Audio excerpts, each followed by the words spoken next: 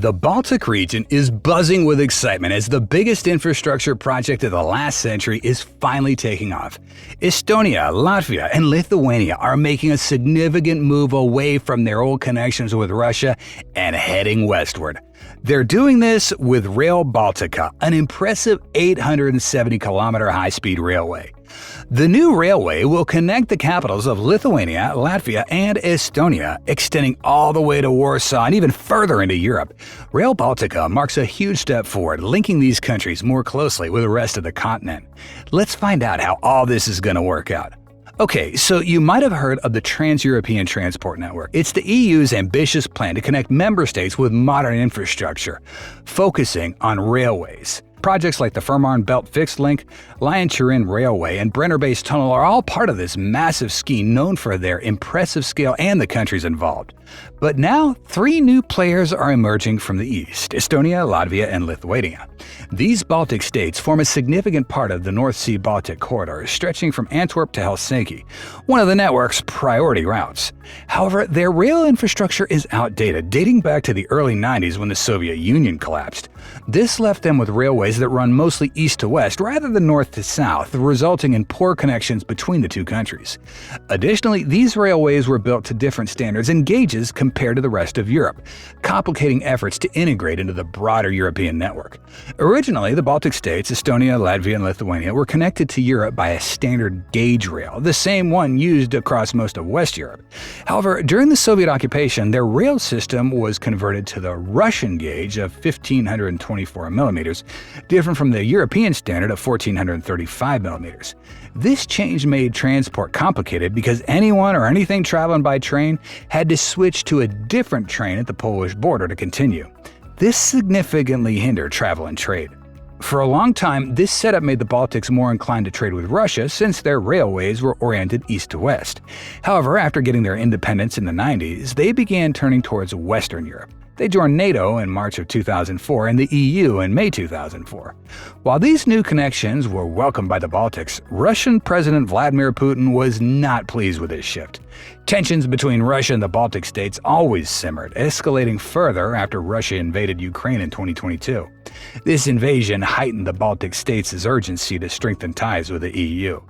This high-speed railway is the largest infrastructure project in the Baltic region in a century, aiming to connect the capitals of Estonia, Latvia, and Lithuania to Warsaw and beyond into the heart of Europe. Now, let's take a closer look at the project details. Rail Baltica is an 870-kilometer high-speed railway stretching from Tallinn to Estonia, down through Latvia and Lithuania to the Polish border, and then connecting to the broader European network. This modern double-track railway will significantly cut travel time between these capitals to just over 3.5 hours. Right now, that same trip takes more than 7 hours. Rail Baltica supports both high-speed passenger and freight services. Passenger trains will travel at speeds of up to 249 kilometers an hour, while freights will operate at a steady pace of 120 kilometers an hour. One of the best aspects of Rail Baltica is its environmental impact. The entire route's being electrified, which is a big win for sustainability. It's expected to reduce air pollution and cut CO2 emissions by more than 18% compared to other travel methods. This project is really focusing on being eco-friendly, much like many other major projects these days. Now, let's see what's on the schedule. There will be fast rail connections between the Baltic capitals every 2 hours. Also, high-speed trains from Tallinn to Warsaw and Tallinn to Vilnius will run 4 times a day. If you're traveling between Vilnius, Kaunas, and Warsaw, you can catch one of up to 10 trains a day. There are also plans for 2 night trains on both the Tallinn-Riga-Kaunas-Warsaw-Berlin and Vilnius-Kaunas-Warsaw-Berlin routes. The project as a whole is going to be amazing, but let's look at some key infrastructure that'll make it stand out. It all begins in Omiste, in the outskirts of Tallinn. This is where the spectacular new passenger terminal is designed by Zaha Hadid Architects has now broken ground, creating an international gateway to Estonia right next to the country's main airport. It'll act as both a multimodal transport hub and a public bridge. Passengers will have seamless connections to bus and tram routes, and it's being built in phases using a modular approach. Excavation for the station building is in progress, along with the foundations and supporting structures, after it took longer than planned to dig up the old infrastructure. Elsewhere in Estonia, the focus has been on constructing new crossings where cars, trains, and wildlife will intersect. These include a 73-meter road overpass, 4 viaducts over the future railway already open to traffic, and an ecoduct. An ecoduct's like a viaduct, but it's for animals, allowing them to cross safely over a railway. A typical ecoduct is made of 54 concrete arch elements, each weighing 25 tons, connected together to form a tunnel. Further down in Latvia, where more than 200 bridges are being built, trains will either loop off to the capital of Riga or carry on southwards towards Lithuania. Riga is where a lot of the action is these days, with a stunning new central station already taking shape. When complete, it'll become the largest passenger service hub in the Baltics in terms of visitor numbers, with a total area of almost 13,000 square meters and a huge glazed roof. Just a short distance away will be a new bridge over the Daugava River, which trains will use to get to the airport. A lot of work's going on at the airport itself. The Rail Baltica International Passenger Terminal will become the first high-speed rail and air traffic connection hub in the region. Progress so far has been mostly underground, on the foundations for the station buildings and more than 500 piles that'll support the platforms going down over 30 meters.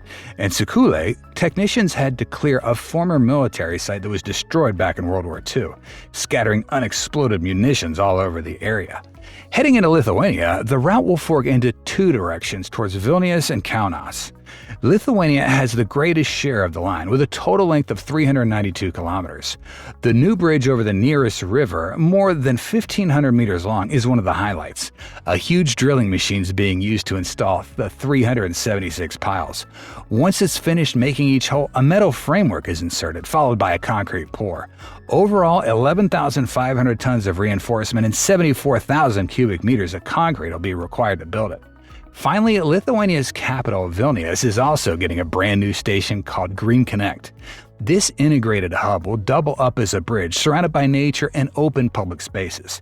It'll have a roof made from locally sourced timber, water gardens for processing rainwater, and the integration of a heritage building from the original station. So how much is all this going to cost, and when's it going to be ready? The official estimate's around $6 billion with a 2030 completion date. Up to 85% of the money is coming out of the EU, with the rest financed by the 3 Baltic states. However, reports in Latvia say costs have now risen to about $8 billion. There have been delays and uncertainties with some sites in Riga, which could see the line bypass the city when it first opens.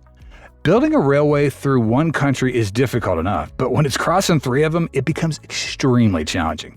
Each state has its own separate body for the project, and teams are having to collaborate closely across borders with hundreds of active contracts. Despite the challenges, digital technology has helped multiple organizations work together seamlessly. For example, EDOM, based in Spain, is handling construction design and supervision for a large portion of the new line. Using applications from Bentley's systems such as ProjectWise and Open Buildings Designer, EDOM established a connected data environment. This approach allowed teams to collaborate via 3D models and detect clashes during design, achieving a 90% accuracy rate when transitioning from design to construction. Despite the hurdles, having a system like this in place has boosted the Baltic's chances of having high-speed rail up and running before the end of the decade. The Baltic states have been crying out for a railway to match the rest of Europe for quite some time, and the early signs are that it'll be well worth the wait. The comparison between Rail Baltica and the UK's HS2 project is often made, especially when looking at the costs. For Baltic states, the financial burden is significantly heavier relative to their GDP compared to the UK with HS2. For example, the cost of Rail Baltica for Estonia is roughly 3 times more significant relative to its GDP than HS2 is to the UK's GDP. This economic strain is challenging for smaller nations undertaking such massive infrastructure improvements. Additionally, the EU is funding 85% of the total cost of the project through its Connecting Europe facility instrument. If the EU cuts back on funding, the Baltic countries would need to make up the difference, which could lead to more dissatisfaction with the project's cost. Despite these concerns, construction hasn't slowed down. It looks like Rail Baltica is too far along to get stopped now. The project started with designs in 2016, and by 2017, the governments of Estonia, Latvia, and Lithuania agreed to go ahead with the project. Construction officially started in 2019. If everything keeps going smoothly, some parts of the railway will start being used by 2028, and the whole thing should be done by 2030. Rail Baltica isn't cheap. It's estimated to cost around 5.8 billion euros, that's 6.3 billion US. So far, the EU CEF fund has put in 824 million euros and promised to cover 85% of the entire cost. Despite this high cost, the project is expected to bring major benefits. The economic gain is predicted to be up to 16.2 billion euros. Building Rail Baltica is also expected to create around 13,000 direct full-time jobs and another 24,000 indirect jobs, providing a big-time boost to the job market. Once the railway's up and running, it'll become part of the EU's North Sea Baltic corridor. For travelers, this means more train options, with at least one international service running every 2 hours. It will add up to 8 train pairs each way every day. Given all these benefits, the investment in Rail Baltica seems well worth it. We're committed to releasing 2 videos a week. Like, share, subscribe, and hit that bell icon to watch more visionary builds.